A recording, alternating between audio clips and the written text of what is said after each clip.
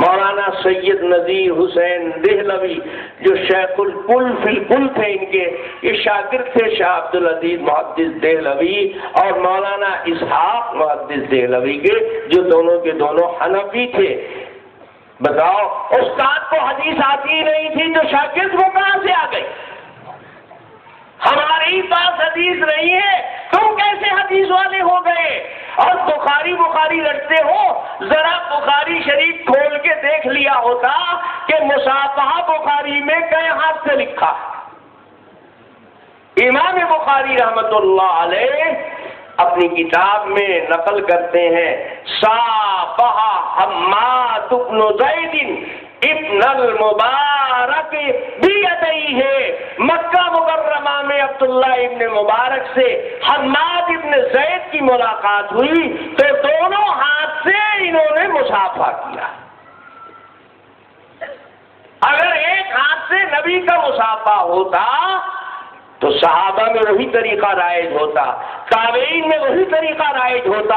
ہمارا مصافحہ تو عبداللہ ابن مبارک سے بخاری میں ثابت ہے، اس زمانے میں جو دوسری صدی ہجری کا زمانہ ہے۔ تمہارا مصافحہ تو دوسری صدی ہجری میں نہیں ہے، پہلی صدی ہجری میں نہیں ہے۔ معلوم ہوا کہ حدیث کا جو مطلب ہم نے سمجھا ہے وہی صحابہ و تابعین نے سمجھا تھا۔ آج انگریزوں کے سمجھانے سے تم حدیث کا مطلب ایک ہاتھ نکال رہے ہو، انگریز کی سمجھ کو حدیث میں ٹھوس رہے ہو، ورنہ تو بخاری میں دو ہاتھ سے مصافحہ۔ حضرت عبداللہ ابن مسعود فرماتے ہیں وَكَفِّي بَيْنَ كَفَّيْهِ، میرا ایک ہاتھ، میری ایک ہتھیلی رسول اللہ کی دونوں ہتھیلی کے بیچ میں تھی۔ اب دو آدمی مصافحہ کریں گے تو بیچ میں ہر آدمی کی دوسرے کے دونوں ہتھیلی کے بیچ میں ایک ہتھیلی پڑے گی۔ بازے بیوقوف کہتے ہیں دیکھیے عبداللہ ابن مسعود کی ایک ہتھیلی تھی، ارے بیچ میں ایک ہتھیلی تھی، بیچ کی بتا رہے ہیں کہ میری بیچ میں ایک ہتھیلی تھی، اور میری ہتھیلی بیچ میں کس کے تھی؟ رسول اللہ، حضور کا دونوں ہاتھ تھا، عبداللہ ابن مسعود کا بھی دونوں ہاتھ تھا، لیکن ایک ہاتھ باہر تھا اور ایک دونوں کے بیچ میں تھا۔ تو نہ تو عبداللہ ابن مسعود کا ایک ہاتھ سے مصافحہ اس سے ثابت ہوا، اور پھر اگر عبداللہ ابن مسعود کا ثابت ہو تو تم تو صحابی کے عمل کو دلیل نہیں مانتے، نبی کے عمل کو تم کیسے چھوڑ رہے ہو؟ اللہ کے نبی کی تو دونوں ہاتھ تھے۔ اور امام بخاری بہت رکھتے ہو، امام بخاری کے باپ اسماعیل ہے، محمد ابن اسماعیل، امام بخاری کے والد کا نام اسماعیل ہے، وہ بھی بہت بڑے عالم تھے۔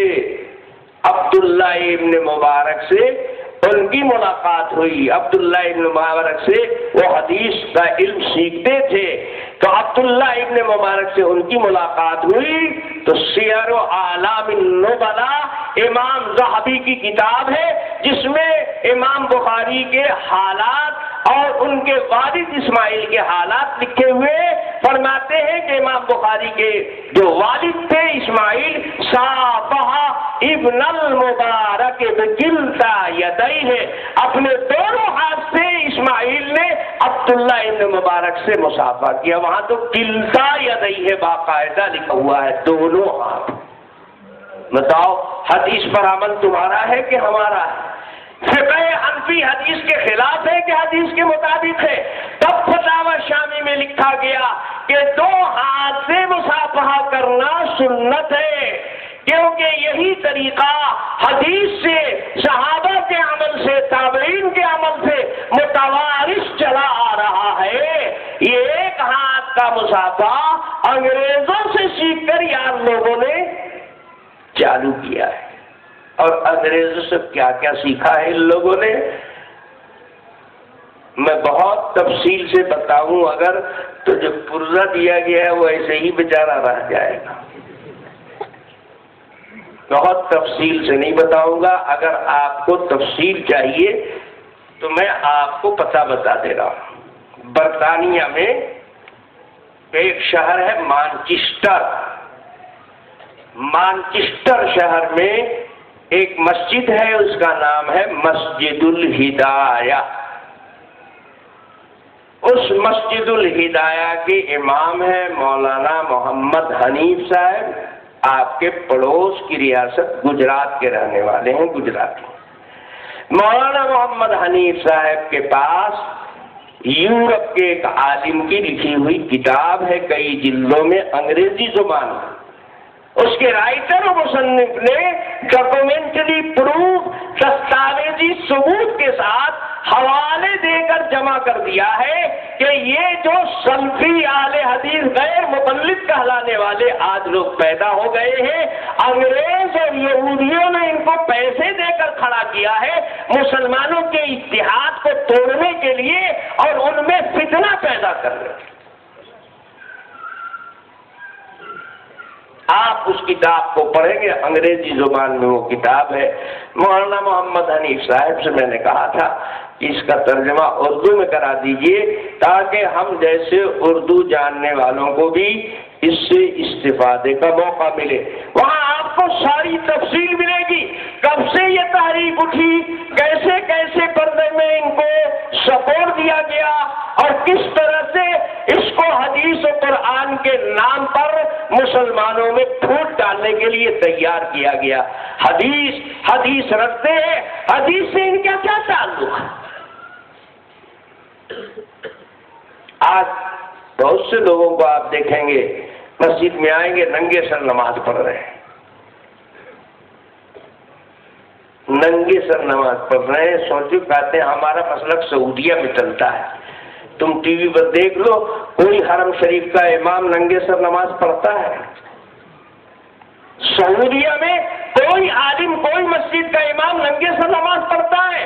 اگر حدیث پر عمل کرنے کی وجہ سے ننگے سر ہونا چاہیے تھا تو وہ عالم لوگ سب سے زیادہ حدیث جانتے، وہ سب عالم ننگے نماز نہ پڑھتے۔ جگہ پھیل گئے ہیں، آپ دیکھو کہ 2 4 10 حرم شریف میں ویسے گدھے بھی ملیں گے آپ، لیکن سارے ائمہ ٹوپی اور اقال اور رومال سر پر ڈالے ہوئے، ننگا سر کوئی امام پورے سعودی میں ایک نہیں ملے گا۔ یہ آپ کو غلط بتاتے ہیں کہ سعودیہ میں ہمارا مسلک چلتا ہے۔ اور سمجھانے کے لیے میں آپ کو اپنا واقعہ سنا دوں۔ ایک دن اتفاق سے ایک مسجد میں ایک پینٹ شرٹ والا آدمی میرے بازو میں کھڑا ہو گیا نماز۔ تو بھائی میں اتنا بڑا ولی نہیں ہوں کہ ذرا سا آگے دائیں بائیں بالکل نظر ہی نہ پڑے۔ کیسے نہیں نظر پڑے گی؟ آنکھ کا دیدہ ٹائٹ نہیں نہ ہے، لوز ہے نا، وہ تو ذرا سا ادھر ادھر دیکھ ہی لے گا۔ تو اس کو جب میں نے نیت باندھتے وقت دیکھا تو دیکھا کہ یہ لگتا ہے جیسے کوئی پہلوان ہے، اتنا ٹانگ ہے، جیسے قبضہ کرنے آیا ہے کہ اتنا میرا رکھا ہے۔ تو میں نے اپنا پاؤں تھوڑا سمیٹا تو اور سٹاتا جا رہا ہے۔ ہم کو تو ڈر لگا کہ کہیں ایسا نہیں کہ 2 ٹکڑے ہو جائے۔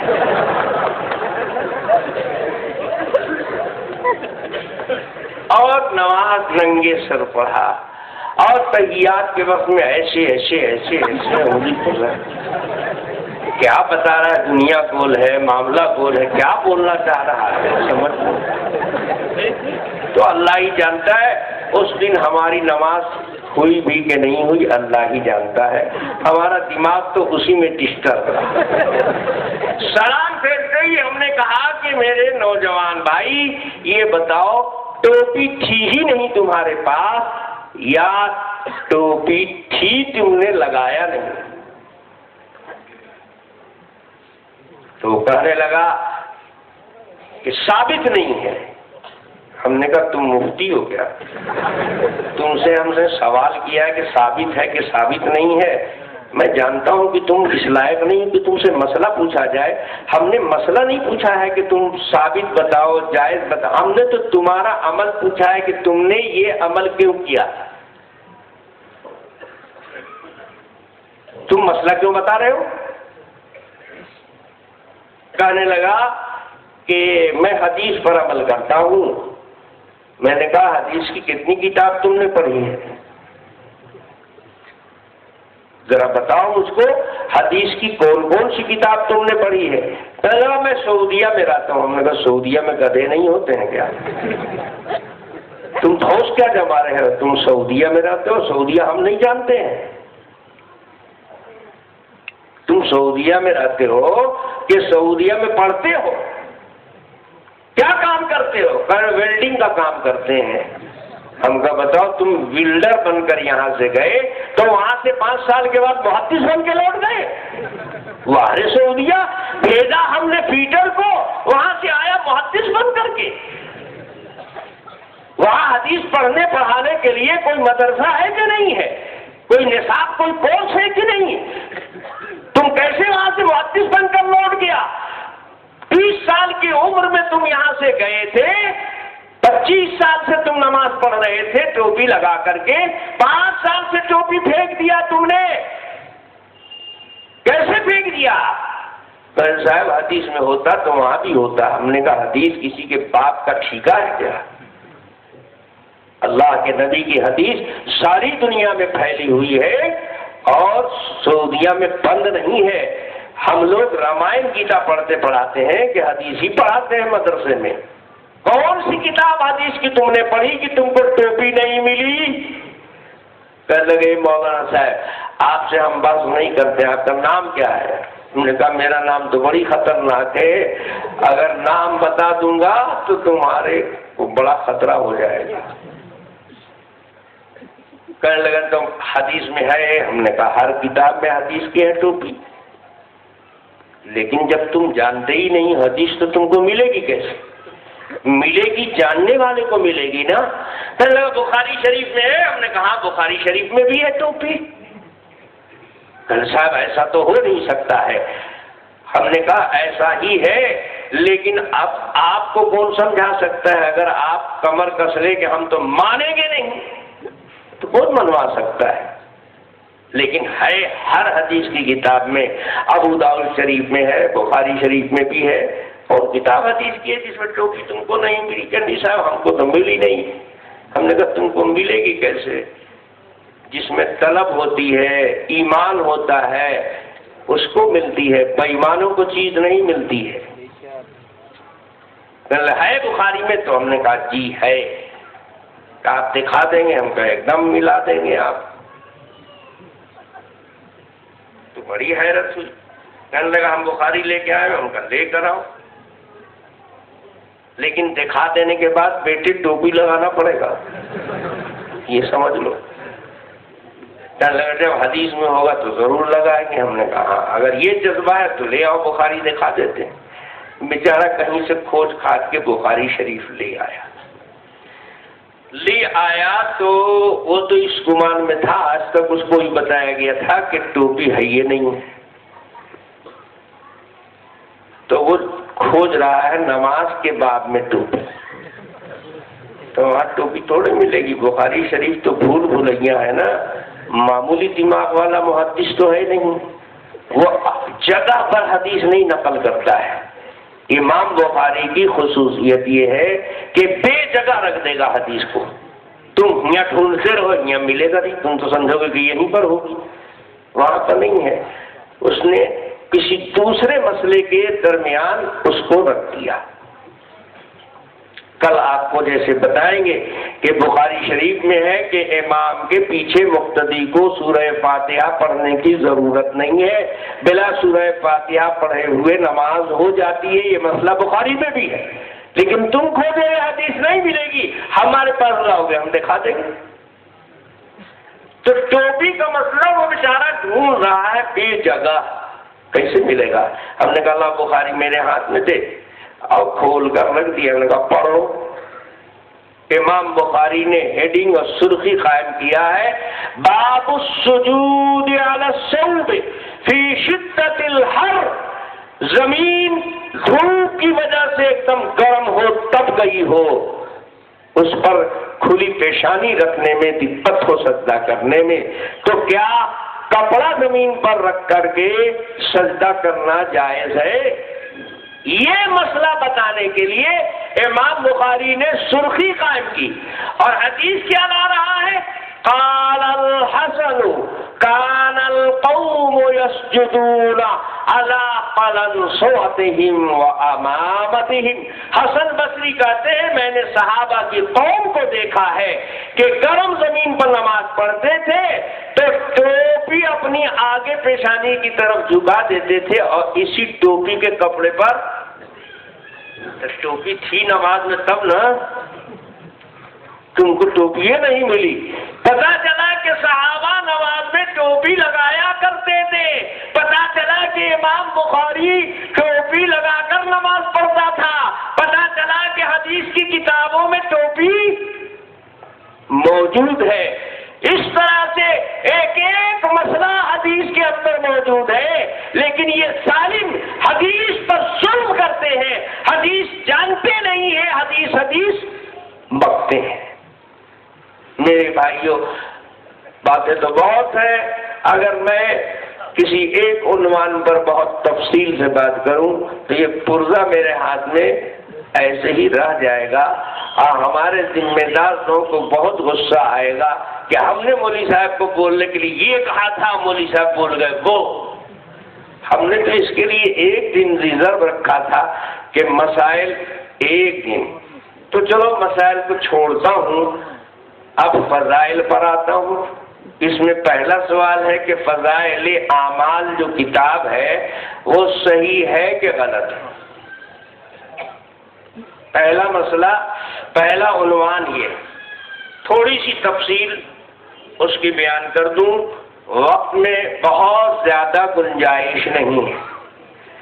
فضائل اعمال جو کتاب ہے، ہمارے ہندوستان کے بڑے نامور محدث، ہمارے شیخ، ہمارے پیر حضرت مولانا زکریا صاحب رحمۃ اللہ علیہ کی لکھی ہوئی کتاب. وہ کوئی چھوٹے سے ہمارے جیسے مولوی نہیں تھے، پوری دنیا اسلام میں ان کے علم کا ڈنکا بجتا ہے. فضائل اعمال ہی انہوں نے نہیں لکھی ہے، بڑی بڑی حدیث کی کتابوں کی شرح لکھی ہے. بخاری کی شرح لکھی ہے الکوكب الدراری، موطا امام مالک کی شرح لکھی ہے اور جز المسالک 6-7-8 جلدوں میں وہ کتاب ہے. بڑے بڑے نامور محدثین، علم حدیث کے ماہر علماء عرب میں، عجم میں، مصر میں، شام میں ان کتابوں کو پڑھتے ہیں تو شیخ الحدیث کے علم کا لوہا مانتے ہیں. یہ کتاب فضائل اعمال انہوں نے عالموں کے لیے نہیں لکھی ہے، عوام کے لیے لکھی ہے. اس میں ان کے علم کا کمال نہیں ہے، کمال ان کتابوں میں. بڑا عالم بھی چھوٹی کتاب لکھتا ہے کیونکہ اس کو قوم کی خدمت کرنا ہے. دین تو عوام کا بھی ہے، خواص کا بھی ہے. ایسا تھوڑا ہی ہے کہ دین خالی مولویوں کے لیے، عوام کے لیے نہیں ہے. تو جب ہمارے بزرگوں نے دیکھا کہ ہندوستان کے عوام ایک تو جاہل ہیں، ان پڑھ ہیں، بال بچوں کی پرورش میں، کاروبار میں، نوکری میں لگے ہوئے. اب ان کو ہم مدرسے میں بھرتی کریں، عمر ان کی نہیں ہے، ان کے حالات ایسے نہیں کہ وہ 10 سال 15 سال آ کر مدرسے میں پڑھیں، ٹائم لگائے. تو کیا ان کو چھوڑ دیں کہ ایسے ہی جانور کی طرح رہے، نہ روزہ نہ نماز نہ دین نہ کلمہ نہ درود؟ نہیں، ہم عالم ہیں تو ہماری ذمہ داری ہے کہ ان کو بھی دین سے لگائیں، دین سے جوڑے، قریب کریں. تو انہوں نے عوام کے لیے ایک تحریک چلائی، تبلیغی جماعت. بھائی دین سب کا ہے، تم مسلمان ہو، تمہارے اوپر بھی نماز فرض ہے. دنیا میں اتنا مت کھو جاؤ کہ دین کی موٹی موٹی اہم اور ضروری چیز بھی نہ ادا کرو. تو عوام کو دین سے جوڑنے کے لیے تحریک چلائی، ایک جماعت تیار کی کہ بھائی ان کے پاس پہنچو. وہ بے عقل ہیں، اگر وہ پانی کے پاس نہیں آنا چاہتے ہیں تو ہم پانی کی ذمہ داری ہے کہ ہم پیاسوں کے پاس پہنچے. ان کو ہم پیاسے مرنے نہ دیں، چھوڑ نہ دیں کہ ایک دم بے دین ہو جائیں، بے عملی کی زندگی گزارے. اس کے لیے نماز، روزے کی تلقین اور دین کی موٹی باتوں سے جوڑنے کے لیے تبلیغی جماعت کا انتظام کیا. اب عوام میں سارے لوگ ان پڑھ ہی تو نہیں ہے، حدیث قرآن بھلے نہ پڑھے ہو لیکن معمولی اردو تو جانتے ہیں، ہندی تو جانتے ہیں، گجراتی جانتے ہیں، تو ان کی سطح پر ان کے سمجھ کے لائق کتاب بھی تیار کر دیا جائے کہ صرف عملی مشق نہیں بلکہ ان کو کچھ کتاب سے مزید قصے، کہانی، فضائل، ذکر، یہ سب چیزیں ان کی درست ہو جائیں۔ چھوٹی چھوٹی کتابیں لکھ دی حضرت مولانا زکریا صاحب نے، عوام کی سمجھ کے لائق، لیکن یاد رکھو ان کتابوں میں کوئی غلط بات نہیں لکھی ہوئی، پوری کتاب فضائل اعمال حرف بحرف صحیح ہے، وہ کسی چھوٹے موٹے عالم کی لکھی ہوئے نہیں ہے۔ لیکن آپ کو کل میں نے بتایا تھا کہ پرائمری سیکشن والا کالج کے پروفیسر کی بات اگر نہ سمجھے تو اس میں پروفیسر صاحب کا قصور ہے کہ اس پرائمری سیکشن والے کا قصور ہے۔ ہمارے یار لوگوں کو اس کتاب میں شرک نظر آتا ہے، شریعت کے خلاف بات نظر آتی ہے، بہت تفصیل سے ایک ایک بات کو تو میں اگر لوں تو بہت لمبا وقت جائے گی، کئی دن تو خالی اسی کے لیے جائے۔ اللہ کا بڑا احسان ہے کہ ہمارے شکیل بھائی آئے ہیں تو بڑی تیاری کے ساتھ آئے ہیں، وہ آپ کو فضائل اعمال کتاب پر جو غیر مقلد جاہل بے علم لوگ اعتراضات کرتے ہیں اس کا جواب کتابی شکل میں چھپا ہوا لے کر آئے ہیں۔ آپ کو کتاب پڑھیں گے آپ کو سمجھ میں آئے گا کہ شیخ الحدیث نے غلط لکھا ہے کہ یہ غلط سمجھ رہے ہیں، غلطی ان میں ہے کہ ان میں، لیکن موٹی موٹی چند باتیں میں آپ کو بتائے دیتا ہوں۔ ابھی ظہر کی نماز کے بعد ایک صاحب نے ایک کتابچہ بھیجوایا، اب میں نہیں جانتا ان کو کہ کون سا ہے، اس کتابچے کا نام ہے ایک فتویٰ تبلیغی جماعت کے غلط ہونے اور تبلیغی نصاب کے غلط ہونے۔ اس میں کچھ واقعات، کچھ قصے تبلیغی نصاب سے حوالے کے ساتھ انہوں نے نقل کیا ہے اور پھر اس پہ تبصرہ کیا ہے۔ اس میں پہلا واقعہ نقل کیا ہے کہ فضائل اعمال کتاب میں لکھا ہے کہ ام کلثوم کے شوہر تھے عبد الرحمن۔ ایک دن ایسا اتفاق ہوا کہ عبد الرحمن بے ہوش ہو گئے، ایسے بے ہوش ہو گئے جیسے مردے جیسے ہو گئے، سکتے کی کیفیت، حس حواس ختم۔ بیوی شوہر کی یہ حالت دیکھ کر دعا میں مصروف ہو گئی، اللہ تبارک و تعالی نے دعا قبول کر لیا۔ تھوڑی دیر کے بعد وہ ہوش میں آ گئے، زندہ آدمی کی طرح ہوش میں آ گئے۔ بیوی سے پوچھا تم کیا کر رہی تھی؟ کہا ہم نے تو آپ کو دیکھا کہ مردے جیسے ہو گئے، سکتا ہے، بے ہوشی ہے، کچھ حصہ سر کرتا ہے، یہ نہیں ہے، تو اللہ سے دعا کر رہی تھی۔ کہا کہ میں ہوش میں آیا، دیکھو جب میں بدہوش تھا تو میرے پاس 2 فرشتے آئے، دونوں فرشتے ہمارے قریب آئے اور مجھے ایسا لگ رہا تھا کہ یہ دونوں فرشتے مجھ کو لے جانے والے ہیں۔ اتنے میں تیسرا فرشتہ نمودار ہوا تو اس نے ان دونوں فرشتوں سے کہا رکو، ابھی اس کی اولاد کو اس سے فائدہ حاصل کرنا ہے۔ بس تیسرے فرشتے نے جب یہ کہا میری آنکھ کھل گئی، میں ہوش میں آ گیا۔ قصہ تو کل اتنا ہے۔ اب اس فتوے کے مصنف نے اس پر اپنا حاشیہ چڑھایا کہ دیکھیے اس کا مطلب یہ ہے کہ عبد الرحمن کو مردہ کرنے کے لیے اللہ فرشتے ملک الموت کو بھیج چکے تھے۔ اب اللہ تعالیٰ کو یاد آیا کہ ابھی تو 1 مہینہ لیٹ ہے اس کی موت میں، تب تیسرے فرشتوں کو بھیجا کہ وہ دونوں کو واپس بلا دیں۔ یہ شیخ الحدیث صاحب لکھ رہے ہیں. شیخ الحدیث صاحب نے قصہ لکھا ہے نا, یہ تو نہیں لکھا کہ وہ دونوں ملک الموت فرشتے تھے, وہ دونوں ان کی روح نکالنے کے لیے آئے تھے, اللہ نے بھیجا کہ غلطی ہو گئی ہے, ایڈوانس سے بھیج دیا فرشتے کو ہم نے, تم جا کے روکو. یہ سب حاشیہ یہ چڑھا رہے ہیں. کیوں؟ تاکہ بھیانت بناوے اور شیخ الحدیث صاحب کو مجرم گردانے. اور اس کے بعد آیت نقل کر رہا ہے کہ قرآن میں تو یہ بتایا گیا ہے کہ اذا جاء اجلهم فلا يستأخرون ساعة ولا يستقدمون, جب موت کا وقت آتا ہے تو نہ ایک سیکنڈ پہلے نہ بعد, ٹالا نہیں جا سکتا. اور یہاں دیکھیے شیخ الحدیث صاحب لکھ رہے ہیں کہ 1 مہینہ ٹال دیا.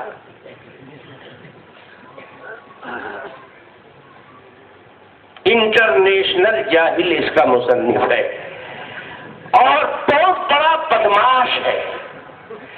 شیخ الحدیث صاحب نے جو واقعہ لکھا ہے یہ واقعہ شیخ الحدیث صاحب کے زمانے کا نہیں ہے, نہ ام کلثوم شیخ الحدیث کے زمانے میں, نہ عبد الرحمن شیخ الحدیث کے زمانے میں.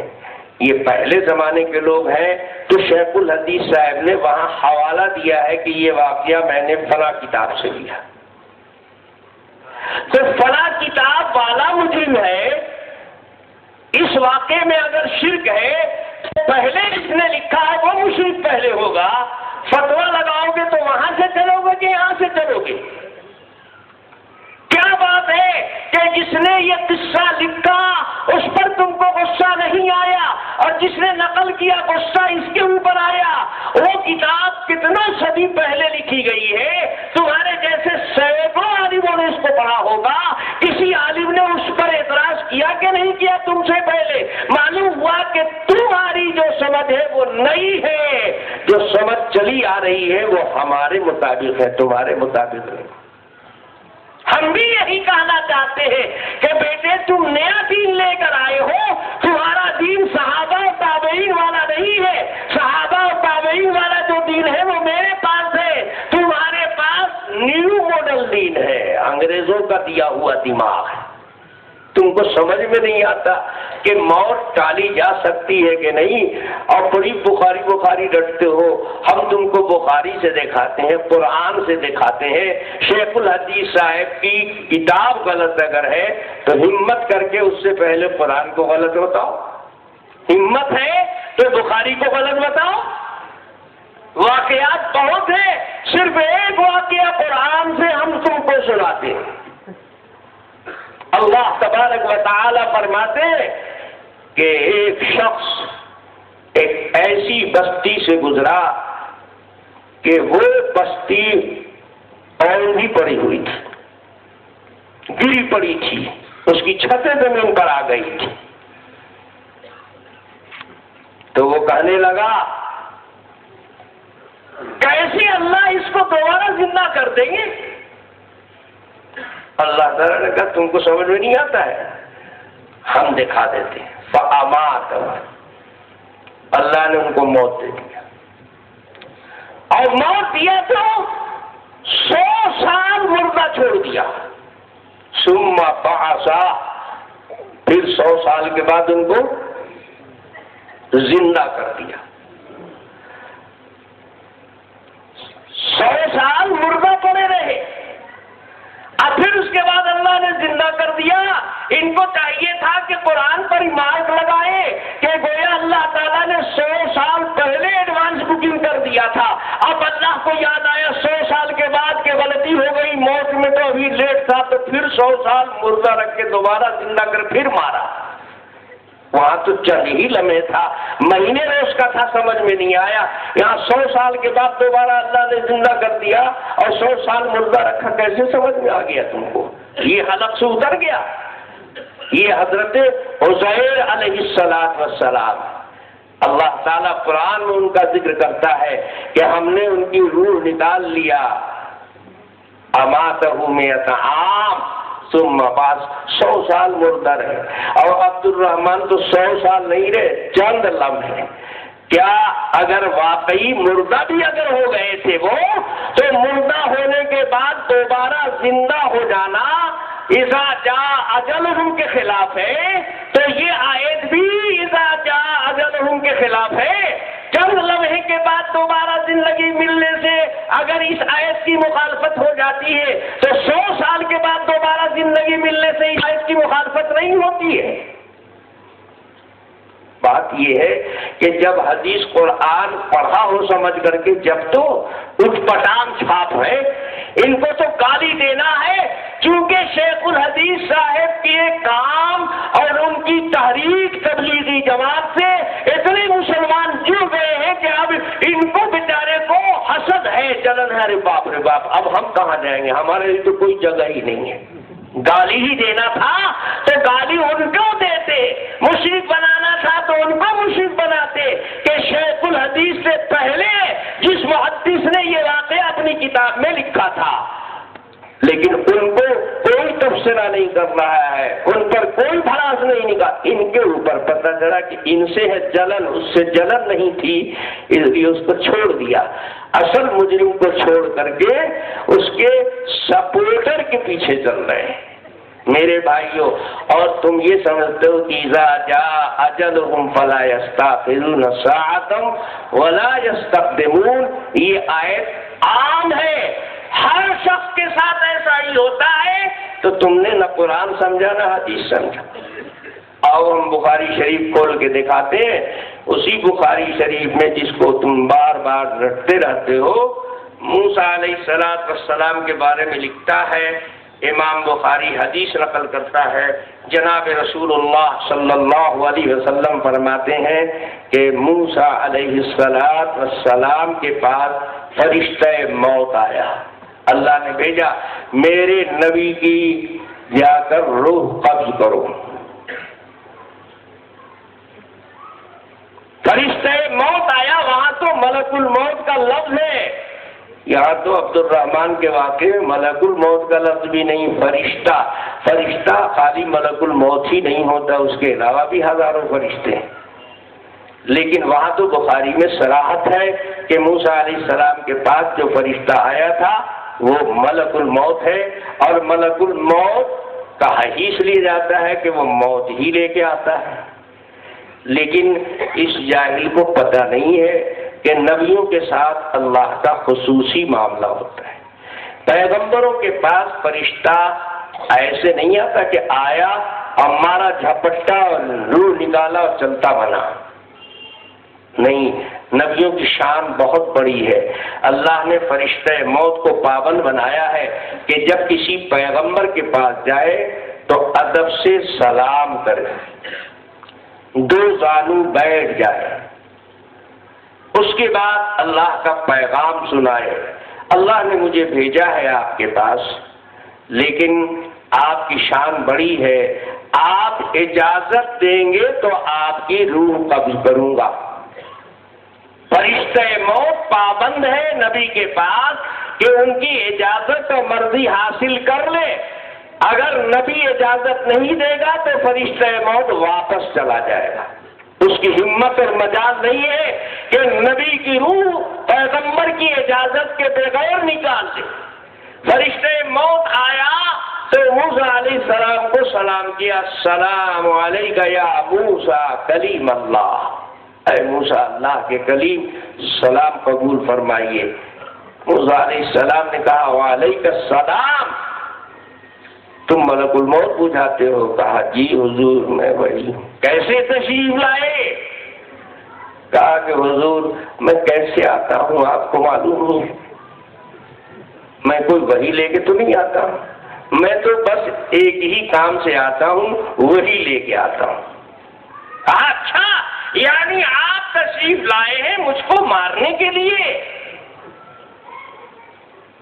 ٹھیک ہے، اگر آپ مجھ کو مارنے کے لیے آئے ہیں تو قریب آئیے، ہم مارتے ہیں آپ کو کہ آپ مارتے ہیں ہم کو.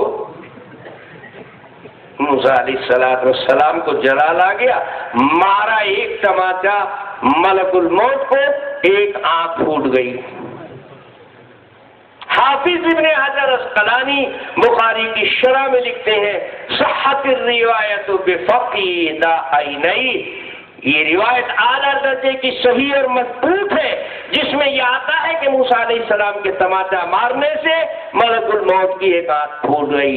آنکھ پھوٹی, فرشتہ موت گو بیک فوراً اللہ کے پاس پہنچا. اے اللہ تعالیٰ بڑا کٹھن معاملہ ہے.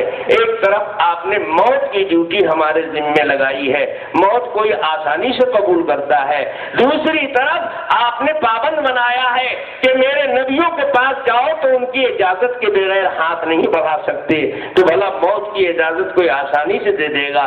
دیکھیے آپ کے نبی موسیٰ علیہ السلام کے پاس گئے تھے, کیا ضرورت بنی ہے, ایک آنکھ تو چلی گئی. اللہ تعالیٰ نے کہا اچھا ایسی بات ہے تو پریشانی کی بات نہیں ہے, ایک کام کرو پھر موسیٰ علیہ السلام کے پاس پھر جاؤ میرے نبی موسیٰ علیہ السلام کے پاس. تو فرشتہ موت کہنے لگا کہ اللہ اب ایک ہی بیٹری تو میں چلی گئی ہے, اب کی بار جائیں گے تو کہیں دوسرا تماچا رسید ہو گیا تو بچی ہوئی آنکھ بھی چلی جائے گی تو ایک دم سورہ داس ہو جائیں گے. اللہ تعالیٰ نے کہا گھبراؤ مت, پریشان مت ہو, معاملہ بگڑا ہے وہاں سے بنے گا کیوں نہیں. نبیوں کے ہاتھ میں اللہ تعالیٰ نے کرامت و اعجاز رکھا ہے. ہاتھ پھیر دے گئی ہوئی آنکھ واپس چلی آوے, ہاتھ لگا دے موجود آنکھ غائب ہو جائے. یہ تو اللہ نے پیغمبروں کو اعجاز عطا فرمائی, یہ معجزہ ہے. حضرت قتادہ رضی اللہ تعالی عنہ صحابی ہے. احد کی لڑائی میں حضرت قتادہ کی آنکھ میں تیر لگا اور دیدہ نکل کے باہر لٹک گیا. اسی حال میں جناب رسول اللہ صلی اللہ علیہ وسلم کے پاس پہنچے, اے اللہ کے نبی میں جوان آدمی ہوں, ابھی شادی ہوئی ہے, میں گھر سے آیا تھا اس لیے کہ یا تو قاضی بنوں گا اور یا شہید ہو جاؤں گا, شہادت بھی نہیں ملی اور میں یہاں سے اس حال میں جاؤں گا تو میری بیوی یہ آگ دیکھ کر کیسا مجھ سے تعلق رکھے گی, کیسا گزرے گا. اللہ کے نبی نے کہا کیا ہوا؟ کہا یا رسول اللہ یہ دیکھیے دشمن کا تیر لگا ہے, آنکھ لٹک کر باہر آ گئی ہے دیدہ. سروری کائنات آقا نامدار جناب رسول اللہ صلی اللہ علیہ وسلم نے قریب بلایا, اپنے ہاتھ سے آنکھ کے لٹکتے دیدے کو اس کے جگہ پر رکھ دیا. حضرت قتادہ کہتے ہیں کہ میں نہیں کہہ سکتا کہ یہ آنکھ زیادہ اچھی ہے کہ یہ آنکھ زیادہ اچھی ہے. موسیٰ علیہ السلام کے پاس فرشتہ آنے سے گھبرانے لگا. اللہ تعالیٰ نے کہا اب کے جاؤ گے تو موت ووت کا نام مت لینا, بشارت سنانے کے لیے جاؤ, خوشخبری سنا دینا میرے پیغمبر کو. تو فرشتہ موت نے کہا خوشخبری کے لیے تو جاؤں گا. کہا تو اسی کے لیے بھیج رہا ہوں, اس مرتبہ اس کام کے لیے نہیں بھیج رہا ہوں پہلے جس کام سے گئے تھے. کہا کہ جی پھر جاؤں گا. فرشتہ موت نے پہلے تو جب یہاں سے مار کھا کے گیا ایک ٹانگ پھوٹی تو اللہ سے کہا ارسلتنی الی عبد لا یرید الموت, اے اللہ ایسے بندے کے پاس بھیج دیا آپ نے کہ مرنے کے لیے تیار نہیں ہو تو مارنے کے لیے بیٹھا ہے. یہ کوئی کہانی نہیں ہے, بخاری شریف کے الفاظ ہیں. امام بخاری نقل کر رہا ہے کہ ملک الموت نے اللہ سے جا کر شکایت کی ارسلتنی الی عبد لا یرید الموت, آپ نے ایسے بندے کے پاس بھیج دیا جو مرنے کے لیے آمادہ اور تیار نہیں ہے. دیکھیے اس نے مارا, میری آنکھ پھوٹ گئی. اللہ نے کہا اچھا جاؤ نا موسیٰ علیہ السلام کے پاس دوبارہ, میں بشارت دے رہا ہوں, خوشخبری لے کر جاؤ. فرشتہ موت نے کہا بشارت لے کے جاؤں گا. اچھا پھر موسیٰ علیہ السلام کے پاس آیا, فرشتہ سلام کیا, کہا کیسے تشریف لائے؟ کہا حضور اس کام سے نہیں آیا. کہا آئے کیسے؟ کہا بشارت خوشخبری لے کر آیا ہوں, مژدہ سنانے آیا. کہا کیا لے کر آئے ہو مژدہ؟ کہا دیکھیے اللہ تعالیٰ نے فرمایا ہے کہ میرے نبی موسیٰ علیہ السلام سے کہو ضع یمینک علی متن الثور الابیض, کہ اپنے داہنے ہاتھ کو وہ سفید کلر کے بیل کی پیٹھ پر رکھ دیں. ان کے ہاتھ کے نیچے جتنے بال آ جائیں گے اتنے سال ان کی عمر بڑھا دی جائے. ایسی خوشخبری لے کر آیا ہوں. یہی الفاظ حدیث کے امام بخاری نقل کرتے ہیں کہ موسیٰ علیہ السلام سے جا کر کہو ضع یمینک علی متن الثور الابیض، سفید بیل کی پیٹھ پر اپنا داہنا ہاتھ رکھ دے، ہاتھ کے نیچے جتنے بال اتنے عمر میں سال بڑھ گئے. فرشتے موت سمجھنے لگا کہ یہ بشارت موسیٰ علیہ السلام سنیں گے تو خوشی میں مست ہو جائیں گے، پھر تو ہاتھ پوچھ دیں گے میری گئی ہوئی آنکھ بھی لوٹ جائے گی. فرشتے موت کو کیا پتا ہے راز و نیاز کا، محبوب میں، محب میں، اللہ میں، اس کے نبی میں کیا تعلق ہے. فرشتے موت کو کیا پتا ہے، جبرائیل امین کو کیا پتا. یہ تو قاصد ہے، ایلچی ہے، پیغام لاتے ہیں. لفاف میں کیا مضمون ہے، لکھنے والے نے جس کے نام لکھا ہے اس سے کیا مانگا ہے، کیا حکم دیا ہے، ڈاکیے کو تھوڑی پتا ہوتا ہے. ڈاکیے کا کام تو لا کے دے دینا ہے. اسی کو شاعر نے کہا ہے میانے عاشق و معشوق رمزے کرامن کاتبین ہم خبر نیس.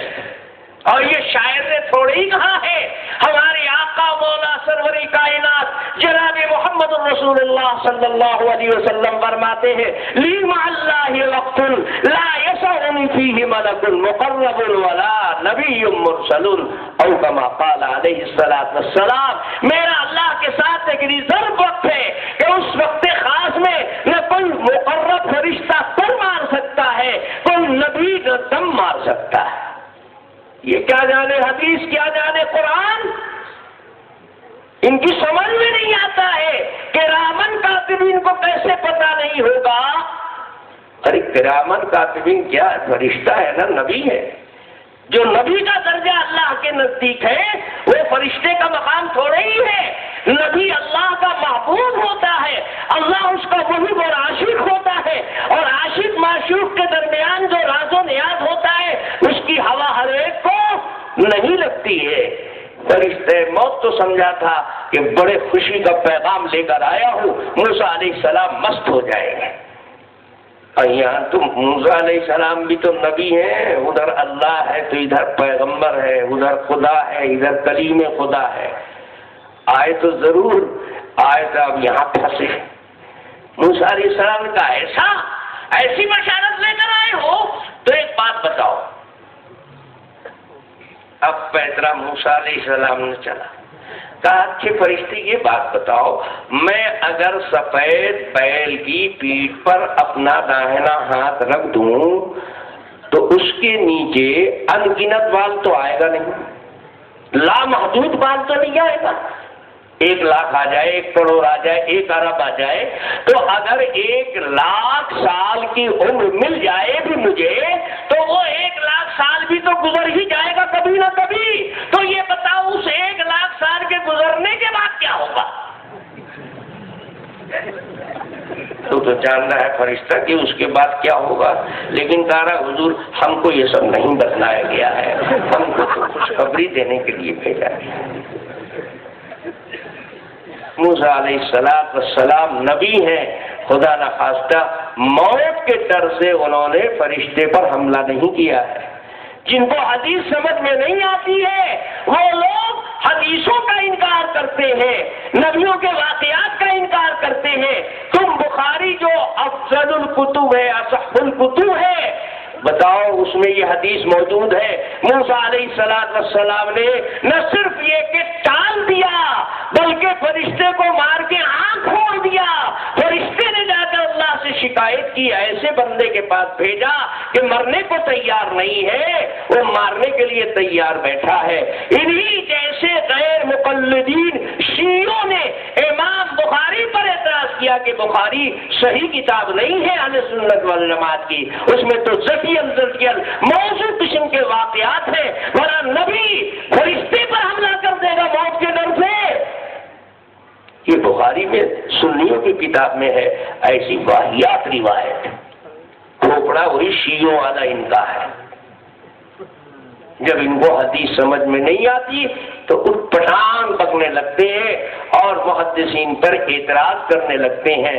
حضرت شیخ الحدیث مولانا زکریا صاحب نے جو کچھ لکھا ہے وہ حرف بحرف صحیح ہے، نہ اس میں کہیں کوئی جھول ہے، نہ اس میں کوئی غلط بات ہے، نہ اس میں کوئی شرک ہے، لیکن کوئی اگر ہرے کلر کا چشمہ لگا کر دیکھے گا تو سفید چیز بھی ہری نظر آئے گی۔ اس میں اس چیز کی قصور ہے، اس کی غلطی ہے۔ تم شرک کا عینک لگا کر دیکھو گے تو تم کو شرک ہی شرک نظر آئے گا اس کے اندر۔ توحید کا عینک لگا کر دیکھو، حدیث و قرآن کو جیسے صحابہ نے سمجھا، تابعین نے سمجھا، ائمہ مجتہدین نے سمجھا، اولیاء کاملین نے سمجھا، اسلاف نے سمجھا، جس آنکھ سے پڑھا گیا ہے اسی آنکھ اسی نظریے سے پڑھو گے تو ہمارا نظریہ ٹیلی کرے گا، کیونکہ ہم شروع سے ہیں، ہم نسب والے ہیں، تم بے نسب والے ہو، تمہارا اسلاف سے نسب نہیں ملتا ہے، تمہارا انگریزوں سے نسب ملتا ہے۔ ہم ٹوپی والے ہیں، تم تو بے ٹوپی والے ہو، تم کو ٹوپی نہیں ملی، ہم کو سب مل جاتا ہے حدیث میں۔ میرے بھائیوں، میرے بزرگوں، پتہ یہ چلا کہ قرآن کی یہ آئے اذا جاء اجلهم فلا يستأخرون ساعة ولا يستقدمون، یہ عام نہیں ہے، ہر فرد ہر ایک کے لیے نہیں ہے، اللہ نے اس میں سے کچھ بندوں کو خاص کر رکھا ہے، نبیوں کو اور بعض ولیوں کو اللہ پاک نے مخصوص کر رکھا ہے، یہ عام مخصوص منہ البعض ہے۔ نہیں سمجھ میں آتا ہے آپ؟ حدیث قرآن سمجھنے کے لیے اس کے ابتدائی علوم کا جاننا ضروری ہے۔ یہ بیچارے کیا جانے کہ عام مخصوص منہ البعض کیا ہوتا ہے؟ بہت سے استثناءات ہوتے ہیں، ایک تو نہیں، ایسے سینکڑوں واقعات ہیں۔ ہماری کتاب فضائل اعمال میں ایک جگہ لکھا ہوا ہے کہ جناب رسول اللہ صلی اللہ علیہ وسلم کا خون پاک تھا، آپ کا پیشاب، آپ کا پاخانہ پاک تھا۔ اب ان لوگوں کو سمجھ میں نہیں آتا، کیسا ایسا لکھ دیا؟ ارے ایسا انہوں نے اپنے گھر سے لکھ دیا، وہ تو حوالہ بتا رہے ہیں کہ دیکھو فلاں کتاب سے لیا ہے میں نے۔ اب اس کتاب کو اٹھا کر دیکھو، اس کتاب والے سے پوچھو تو وہ بتائے گا کہ فلانے جگہ ہے ایسا، اس کو اٹھا کر دیکھو وہ کہے گا حدیث میں دیکھو فلاں حدیث میں ایسے آتا ہے، فلاں آیت سے ایسے سمجھ میں آتا ہے۔ جو لکھا ہے حدیث سے، آیت سے لکھا ہے، اپنے گھر سے نہیں لکھا ہے۔ اب اس بیچارے کی اتنی پہنچ رسائی ہے ہی نہیں تو اس کو غصہ آتا ہے، ایسا لکھ دیا۔ اب پرائمری سیکشن والے کو کالج کے پروفیسر کی بات سمجھ میں نہیں آتی ہے تو اس کو پروفیسر صاحب کا غصہ آتا ہے، تو ابھی پرائمری والے کے غصے کی وجہ سے ہم پروفیسر کو نکال دیں کہ اسی کو سمجھائیں گے، پیٹ پاٹ کے درست کریں گے۔ میرے بھائیوں، میرے بزرگوں، جناب رسول اللہ صلی اللہ علیہ وسلم کی ذات گرامی عام انسانوں جیسی نہیں ہے، بہت سی خصوصیات ہیں آپ کی۔ میں نے کل آپ کو سنایا تھا کہ جناب سرور کائنات صلی اللہ علیہ وسلم کے شکم پاک کو تین مرتبہ فرشتوں کے ذریعے اللہ نے چاک کرایا۔ وہ مشین جو غلاظت تیار کرتی ہے، جس سے شیطانی خیالات اور وسوسے پیدا ہوتے ہیں، وہ مادہ ہی اللہ نے نبی کے پیٹ سے نکال دیا ہے۔ اگر تم بھی ان کے جیسا پیشاب پاخانہ کرنا چاہتے ہو تو سرجری فرشتوں سے کرا کے آؤ۔ کم وقتی کے مارے یہ سمجھے کہ سب پیشاب پاخانہ ایک ہی ریٹ میں ہوتا ہے۔ جناب رسول اللہ صلی اللہ علیہ وسلم کا خون عام انسانوں کے خون جیسا نہیں تھا۔ حدیث کی کتابوں میں واقعات لکھے ہوئے ہیں، یہ وہی مولانا زکریا صاحب نے اپنے گھر سے نہیں لکھ دیا ہے، پوری دنیا اسلام کے مانے ہوئے محدث حافظ ابن حجر اسقلانی رحمت اللہ علیہ اپنی کتاب اصابہ میں کئی صحابہ کا واقعہ نقل کرتے ہیں کہ جناب رسول اللہ صلی اللہ علیہ وسلم کے خون کو پی لیا تھا انہوں نے. یہ کوئی مولانا زکریا صاحب سے کی لکھی ہوئی چیز نہیں ہے، اصابہ مولانا زکریا کی تصنیف نہیں ہے. ساری دنیا اسلام کے نامور محدث حافظ ابن حجر عسقلانی ایکسپٹ کر رہے ہیں، اور بخاری کی شرح فتح الباری میں حافظ ابن حجر عسقلانی لکھ رہے ہیں کہ جناب رسول اللہ صلی اللہ علیہ وسلم کے پیشاب پاخانے کے پاک ہونے پر کثرت سے حدیثیں تکاثرت الادلۃ علی طہارت بولہ و فضلاتہ. حافظ ابن حجر لکھتے ہیں دلائل کثیر ہے، بے شمار ہے، حدیثوں سے تعدد طرق کے ساتھ متواتر سندوں کے ساتھ ثابت ہے کہ جناب رسول اللہ صلی اللہ علیہ وسلم کے بول و برات پاک تھے. ان کی سمجھ میں نہیں آتا ہے، ان کو بڑا عجوبہ معلوم ہوتا ہے. آپ قے کرتے ہو تو آپ کا قے پاک ہے کہ ناپاک ہے؟ پوچھو نا ان غیر مقلد لوگوں سے کہ تمہاری قے میں جو کچھ نکلتا ہے اس کو کھا جاؤ گے، نگل جاؤ گے، پاک ہے؟ تمہاری قے ناپاک ہے، لیکن اللہ نے شہد کی مکھی کے قے کو پاک بنا دیا. مکھی کا قے پاک ہو سکتا ہے، چمگادڑ کا پیشاب پاک ہو سکتا ہے، نبی کا پیشاب پاک ہو گیا. ان کی سمجھ میں نہیں آتا. تمہاری سمجھ ہی کتنی ہے الو پہ پٹھے. سمجھ ہو تو سمجھ میں آوے، بے سمجھو تو سمجھ میں کیا آئے گا؟ حدیث جانتے نہیں ہو، حدیث جاننے والوں سے الجھتے ہو. مولانا زکریا صاحب شیخ الحدیث ہے، حدیثوں کا علم رکھتے ہیں. انہوں نے جو کچھ لکھا ہے وہ دلائل کی روشنی میں لکھا ہے.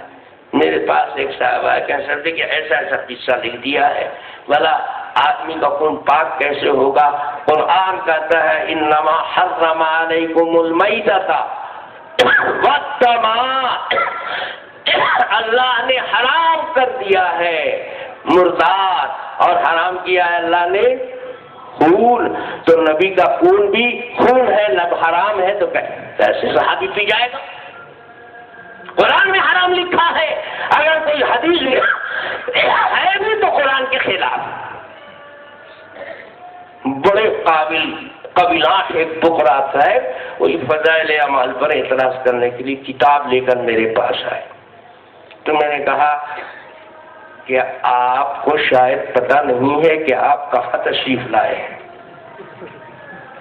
آپ نے مجھ کو عام مولوی سمجھا ہے، آج آپ کی قسمت خراب تھی، جگہ ہی پر پہنچ گئے. کہنے لگے قرآن میں خون کو حرام نہیں لکھا ہے. ہم نے کہا لکھا ہے، لیکن قرآن سمجھنے کے لیے آپ کے کھوپڑے میں صلاحیت نہیں ہے. قرآن شیخ الحدیث صاحب نے سمجھا تھا، تم تو شیخ الحدث ہو، تم کیا سمجھو گے قرآن؟ جب خوب کس کے لیا تو بتا کے کہنے لگا کہ آپ ہم کو جواب دیجیے. ہم کہا کیا تم کو جواب دیں؟ جواب دینے کے لائق ہو جب تو سر کھپاتے چلے ہر جاہل سے. اتنا میرے پاس فالتو ٹائم نہیں ہے. کہنے میں سمجھ لیا آپ کے پاس جواب ہی نہیں ہے تو کہا دیں گے. ہم کہا بیٹے ابھی مجھ کو سمجھے نہیں ہو، لو میں تمہیں سمجھا دیتا ہوں. ہم نے کہا وہ آیت ذرا پھر تو پڑھو دوبارہ. انما حرم علیکم المیتۃ والدم، اللہ نے حرام کر دیا ہے مردار اور حرام کیا ہے خون. میں نے کہا پہلے دم ہے کہ پہلے میتا ہے؟ کہنے قرآن میں تو پہلے میتا ہے. تو ہم نے کہا پہلے والے کو سمجھ لیا ہے کہ دوسرے والے کو سمجھنے آئے ہو؟ قرآن نے تو مردار حرام نہ کیا ہے. اب تم مردار کھاتے ہو تو پہلے اپنے کو جواب دو نا. تم پھر شیخ الحدیث صاحب کے پاس تو دم والے مسئلے میں چلو گے نا، تو وہاں دم نکال دیں گے. آپ خبردار، ہم مردار نہیں کھاتے. کیوں نہیں؟ مردہ مچھلی کھاتے ہو کہ نہیں؟ مردہ مچھلی کھاتے ہو یا جو مچھلی مر گئی اسے نہیں کھاتے ہو؟ مچھلی میں جان تھی کہ نہیں؟ وہ جاندار ہے، لیکن مردہ ہو گئی تب بھی کھا رہے ہو. اور قرآن کہتا ہے کہ مردہ مت کھاؤ. انما حرم علیکم المیتۃ، اللہ نے مردار کو حرام کیا ہے اور تم کھا رہے ہو مردار کو. تو تم کیسے کھا رہے ہو؟ پہلے حدیث کے خلاف تو تم کر رہے ہو، قرآن کے خلاف. کہ مولانا صاحب یہ تو بات سمجھ میں نہیں آتی. ہم کہا جب یہ سمجھ میں نہیں آتی ہے تو وہ کیسے سمجھ میں آئے گی؟ قرآن میں تو میتا پہلے ہے دم بعد میں ہے. اب میتا ہی میں تم پھنسے ہوئے ہو تو دم میں کیسے تم جا دخل دے رہے ہو؟ معلوم ہوا کہ یہ آیت عام نہیں ہے، مخصوص منہ البعض ہے. اس سے بعض میتا مستثنا کر لیے گئے ہیں دلیل کی وجہ سے. اللہ کے نبی نے اس کے عموم کو ختم کر دیا ہے. سرور کائنات صلی اللہ علیہ وسلم فرماتے ہیں احلت لنا میتتانی والدمانی، دو مردار ہمارے لیے اللہ نے حلال کر دیا ہے اور دو قسم کا خون بھی حلال کر دیا ہے. دیکھو اللہ کے نبی نے اس عموم کو باطل کر دیا ہے. تم نبی سے قرآن سمجھے نہیں، تم نے سمجھا کہ آیت آپ ہے ہر جگہ فٹ کر رہے ہو. کر رہے مولانا صاحب اب ہم کو زیادہ ذلیل مت کیجیے. ہم کہا ہم کیا تم کو ذلیل کریں گے؟ تم تو ذلیل پیدائشی ہو رہا ہے. علم ہے نہیں، علم والوں سے ٹانگ لڑاتے چلتے ہو. شیخ الحدیث مولانا زکریا صاحب علم کے پہاڑ ہے، اس میں جو سر مارے گا اس کا سر پھوٹے گا. پہاڑ کو کچھ نہیں ہونا جاتا ہے. ایک صاحب ایسے ہی چپڑ قناتی قسم کے کہنے لگے کہ دیکھیے انہوں نے لکھا ہے، شیخ الحدیث صاحب نے اپنی کتاب فضائل اعمال میں امام ابو حنیفہ کے بارے میں لکھا ہے کہ 40 سال عشاء کے وضو سے فجر کی نماز پڑھی. بتائیے ایسا ہو سکتا ہے؟ ہو نہیں سکتا، ممکن نہیں ہے. عشاء کے وضو سے اور فجر تھا وضو رہ گیا، وہی وضو رہ گیا. یہ 8 گھنٹے 10 گھنٹے وضو کیسے رہ جائے گا؟ اور وہ بھی ایک دن نہیں، مسلسل 40 سال ایسا ہوا. اور اگر 40 سال عشاء سے لے کے فجر تک نماز پڑھا اور وضو سے رہے تو بیوی کے پاس تو نہیں گئی. بیوی سے جا کے ملے گا جو تو اس کام کے بعد وضو رہ جائے گا. تو عشاء سے وضو فجر تک ان کا 40 سال باقی رہا تو اس کا مطلب 40 سال بیوی کے پاس نہیں گئے. تو 40 سال بیوی کے پاس نہیں گئے تو ان کو حماد بیٹا کیسے پیدا ہو گیا؟ تو سمجھا کہ بہت بڑا ہم پہاڑ لے کر آئے ہیں، شیخ الحدیث صاحب کو دبا دیں. تو میں نے کہا کہ اچھا شیخ الحدیث صاحب کی یہ فضائل اعمال تو 1500 سال کے بعد لکھی گئی ہے. قرآن پہلے نازل ہوا ہے، قرآن پڑھا ہے آپ نے، سمجھا ہے. ہاں ہم تو حدیث قرآن پر تو ایمان رکھنے کا، بے ایمان کہیں کا جانتا ہے نہیں تو ایمان کیسے رکھے گا؟ نہ حدیث جانتا ہے نہ قرآن جانتا ہے، ایمان تیرا کیسے ہوگا؟ حدیث قرآن پر جاننے والے کا ایمان ہوگا. تم جانتا ہی نہیں ہے قرآن. قرآن پاک پڑھو. اللہ تعالیٰ نے اپنے بندوں کی پہچان بتائی ہے. قرآن میں اللہ اپنے بندوں کی پہچان بتاتا ہے. وَعِبَادُ الرَّحْمَنِ الَّذِينَ يَمْشُونَ عَلَى الْأَرْضِ هَوْنًا يَمْشُونَ فِي الْأَرْضِ هَوْنًا وَإِذَا خَاطَبَهُمُ الْجَاهِلُونَ قَالُوا سَلَامًا. عباد الرحمن، اللہ کے بندے، اللہ والے، اولیاء اللہ کی پہچان اللہ تعالیٰ بتاتا ہے کہ میرے بندوں کی پہچان یہ ہے کہ جاہلوں سے گزرتے ہیں تو جاہل نہیں بن جاتے ہیں. تم جاہل ہو، تمہاری طرح ہم نہیں جاہل بن جاتے ہیں. ہم تمہاری بات کڑوی کسیلی سنتے ہیں پھر بھی ہم مسکرا کے نکل جاتے ہیں. تمہاری طرح ہم بھی جہالت پر نہیں اترتے، ہر جاہل سے ہم بات نہیں کرتے ہیں. اللہ والوں کی پہچان ہے کہ سلام کر کے جاہلوں سے گزر جاتے ہیں. اور کیا پہچان ہے؟ اللہ کہتا ہے والذین یبیتون لربہم سجدا وقیاما. اور میرے بندے وہ ہیں جو رات پوری قیام اور سجدے میں پوری رات نماز پڑھنا بدعت کیسے ہو گیا؟ قرآن تو کہہ رہا ہے اللہ کے بندوں کی علامت ہے، پہچان ہے، پوری رات رکوع سجدے میں گزارتے ہیں. یہ اللہ والوں کی پہچان ہے. امام ابو حنیفہ اللہ والے تھے، اس لیے 40 سال پوری رات عبادت کیا. اور قرآن بتا رہا ہے کہ جو اللہ کے بندے پوری رات نماز پڑھتے ہیں وہ رات میں کئی مرتبہ وضو کرتے ہیں. قرآن میں وضو کا ذکر ہے. اگر 72 بار وضو کرتے تو رکوع اور سجدے کے ساتھ 72 وضو کا بھی قرآن ذکر کرتا. پتہ چلا کہ وضو رات بھر نہیں کرتے ہیں، وضو تو ایک بار کر لیا اور اسی وضو سے رات بھر کام چل رہا ہے. یہ بھی ثابت ہو گیا. سب تو قرآن میں ہے، تم کو قرآن میں ملا ہی نہیں.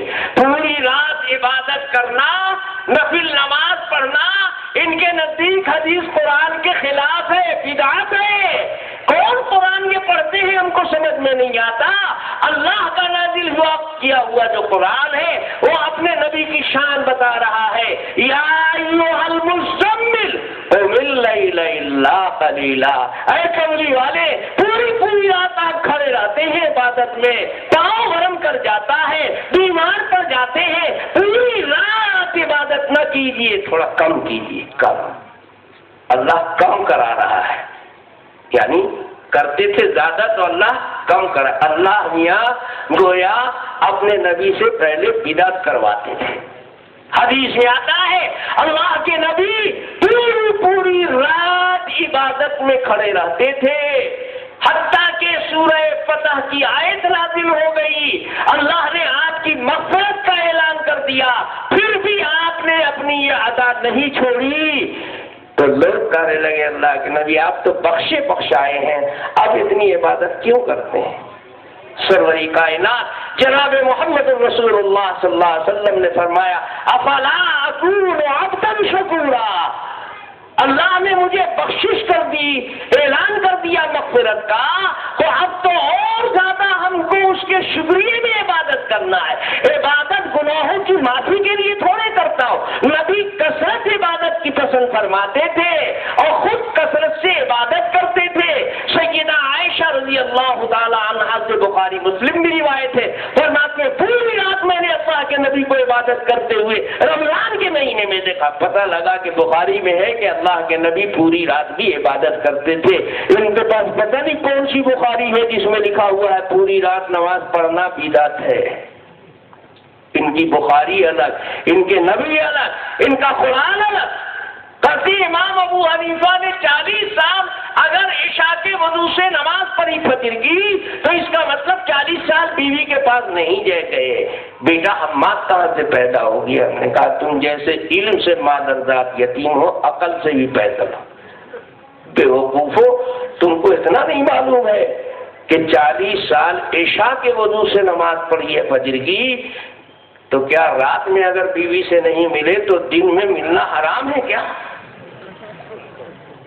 تم کو نہیں معلوم کہ بیوی سے ملنے کے لیے قرآن نے کون کون سے ٹائم بتائی ہے؟ اللہ کہتا ہے ثلاث عورات لکم، 3 ٹائم ہے تمہارا عورت کے پاس جانے کے لیے. یہ بھی کو قرآن نہیں معلوم تو حدیث کا پتہ کہہ لے گا. کہ حماد پیدا ہو گئے، ہم سمجھتے ہیں کہ حماد اگر پیدا بھی ہو گئے تو کیا فرق پڑا؟ امام ابو حنیفہ کے عمر 70 سال کی تھی، 80 ہجری میں پیدا ہوئے، 150 ہجری میں انتقال ہوا. 70 سال کے عمر والے کے 40 سال کو اگر نکال دو تو اس کے بعد کتنا بچا؟ 30 سال بیوی کے پاس جانے کے لیے کافی نہیں ہے، اولاد نہیں پیدا ہو سکتی ہے. 15 سال کا نوجوان نکاح کر دو، اولاد پیدا کر دے گا. پتا چلا کہ یہ انٹرنیشنل جاہلوں کا قافلہ ہے. نہ حدیث و قرآن کا علم ہے اور نہ ان کے پاس عقل ہی ہے. سمجھ میں آئے گی بات کیسے؟ میرے بھائیوں، میرے بزرگوں، باتیں بہت ہیں اور وقت میں گنجائش نہیں ہے. میں نے کہا تھا کہ اس کے لیے میں نے کل کا وقت رکھا تھا، لیکن یہ ہمارے بزرگوں کی مہربانی ہے، کل کا وقت بھی کافی تھوڑا ہی ہوتا. آپ دیکھ رہے ہیں کہ پہلے ہی موضوع میں کل کا وقت چلا جاتا، جو آج چلا گیا تو باقی موضوع تو رہ جاتا. انشاءاللہ اب جو باقی مسائل رہ گئے ہیں کوشش کروں گا کہ تھوڑا تھوڑا ان سب پر کل روشنی ڈال لوں. بھرپور روشنی ڈالنے کے لیے تو بہت لمبا وقت ہے. ہمارے پاس مہربان لوگ سوچتے ہیں کہ اتنا پیسہ خرچ کر کے، اتنا انتظام کر کے، اتنی مصیبت اٹھا کر مولانا کو بلایا تو مولانا صاحب 3 ہی دن میں ہم کو بھی وکیل بنا دیں. ایک مقدمہ لڑنے والا وکیل کی فیس دیتے دیتے عاجز ہو گیا تھا، تو اس نے ایک دن وکیل صاحب کو بٹھایا، کہا کہ وکیل صاحب روز روز روز کتنا ہم تاریخ پر آپ کو فیس دیں گے، جتنا لینا ہے 1 بعد لے لیجیے ہم کو بھی وکیل بنا دیجیے۔ تو بھائی تم کو وکیل بننے کے لیے 12 14 16 سال ٹائم لگے گا نا، کتنا پیسہ دے گے، ایک ہی دن میں وکیل نہیں بن پاؤ گے۔ اس لیے ہمارے مہربانوں سے درخواست ہے کہ آپ کی ہر خواہش اور ہر تمنا پوری نہیں ہو سکتی ہے، اتنے مختصر وقت میں چند ہی باتیں سامنے آ سکتی ہیں، لیکن ہاں جب نمونہ آپ کے سامنے رہے گا انشاءاللہ تو پھر آپ کے مخالف لوگ آپ کے قریب نہیں آ پائیں گے اور آپ ان کو دلائل سے ڈھنگ کے ساتھ سمجھا سکتے ہیں۔ بہت ہزاروں مسائل ہیں، کتنے مسائل کو نمٹایا جائے گا؟ ہزاروں حسرتیں ایسی کہ ہر حسرت پہ دم نکلے، بہت نکلے میرے ارمان، لیکن پھر بھی کم نکلے۔ وآخر دعوانا ان الحمدللہ رب العالمین۔ دیکھیے باقی مسائل سے متعلق ہمارے شکیل بھائی کی بہت مہربانی ہے۔ کما صلیت علی ابراہیم وعلی آل ابراہیم انک حمید مجید، اللہم بارک علی محمد وعلی آل محمد کما بارکت علی ابراہیم انک حمید مجید۔ ربنا آتنا فی الدنیا حسنہ وفی الآخرۃ حسنہ وقنا عذاب النار۔ ربنا ظلمنا انفسنا وان لم تغفر لنا وترحمنا لنكونن من الخاسرين۔ ربنا تقبل منا انك انت السميع العليم وتب علينا انك انت التواب الرحيم۔ وصلى الله تعالى على خير خلقه محمد وآله وصحبه وآل بيته وأزواجه وذرياته أجمعين برحمتك يا أرحم الراحمين۔